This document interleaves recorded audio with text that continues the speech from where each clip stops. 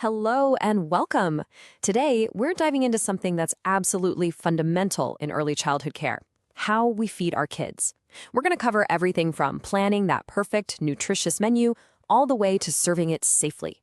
This is the stuff every provider and, frankly, every parent really needs to know.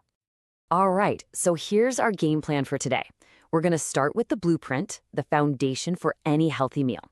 Then we'll get into the nitty-gritty of building a balanced plate. After that, we'll talk about making sure our menus work for every single child. Then, something I love, the family-style dining experience. And we'll wrap it all up with the absolute golden rules of food safety. So, first things first, the blueprint. A fantastic meal doesn't just happen. It doesn't come from just randomly opening the fridge. It starts with a really solid plan. This is where we set ourselves up for success. So, let's just pause and think about this for a second. What actually makes a meal good for a kid?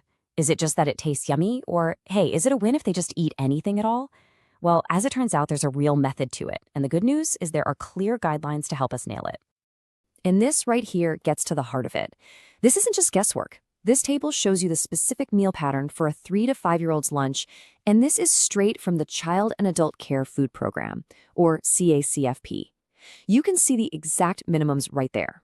3/4 of a cup of milk, 1.5 ounces of protein, 1/4 cup of veggies, 1/4 cup of fruit, and 1/2 ounce of grains. That green serving, by the way, is about 1 slice of bread. So these are the non-negotiable building blocks. So the big takeaway here is that beyond just hitting those numbers, our planning has to revolve around these 3 key things: balance, which we just saw; variety, which is crucial so kids get a wide range of nutrients and don't get bored; and this one's huge, appeal. The food has to look good. It needs different colors, different textures. Because, let's be honest, that's what makes a kid actually want to eat it. Okay, let's move on. Now that we have our blueprint, it's time to pick out the best building materials. We're going to zoom in on the individual food groups and talk about how to make really smart choices within each one. When it comes to fruits and veggies, you've got to think in color.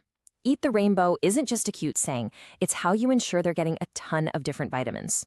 And hey, don't shy away from frozen or canned options. They're great. Just make sure that canned fruit is packed in water, not that heavy syrup.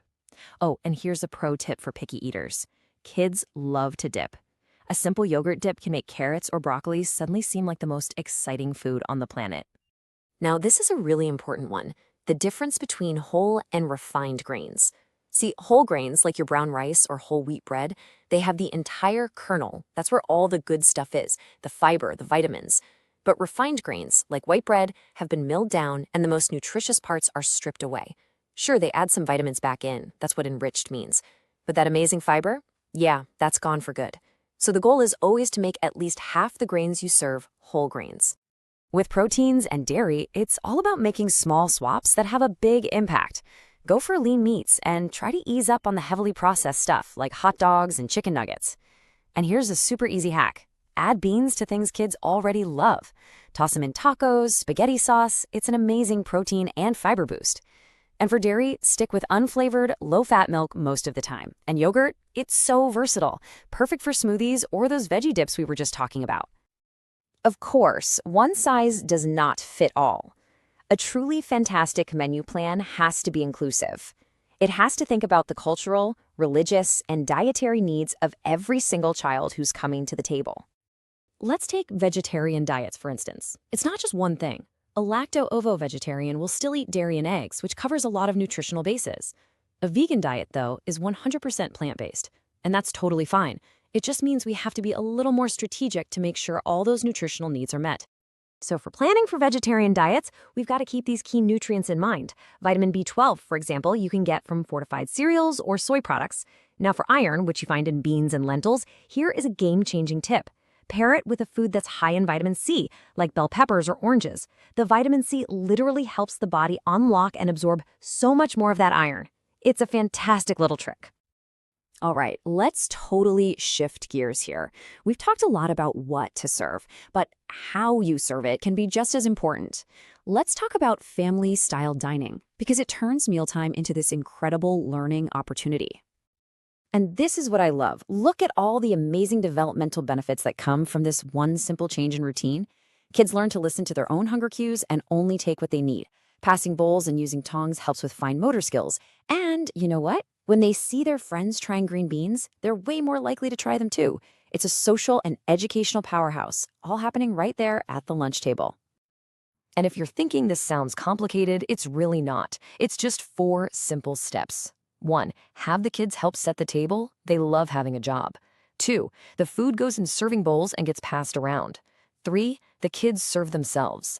And 4, and this one is absolutely key, the adults sit down and eat with the children. You're modeling good eating habits and creating a space for great conversation. Okay, on to our final, and you could argue our most important section. You can plan the most nutritious, beautiful, delicious meal in the world, but if it's not safe, none of it matters. These rules are completely non-negotiable. Burn this number into your brain. 40 degrees Fahrenheit, that's about 4 degrees Celsius. Your fridge has to be at or below this temperature. It doesn't kill bacteria, but it slows their growth way, way down. You gotta check it every day with a good appliance thermometer.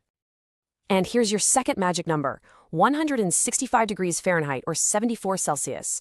Any chicken, any turkey, and any leftovers you reheat must hit this internal temperature to be safe. There are no exceptions. Get a food thermometer and use it. Let's do a rapid-fire round of 5 more absolutely essential rules. 1. Wash your hands. It's the simplest, most powerful thing you can do. 2. Use separate cutting boards for raw meat and for things like veggies to avoid cross-contamination. 3. Clean and then sanitize your surfaces. It's a 2-step process. 4.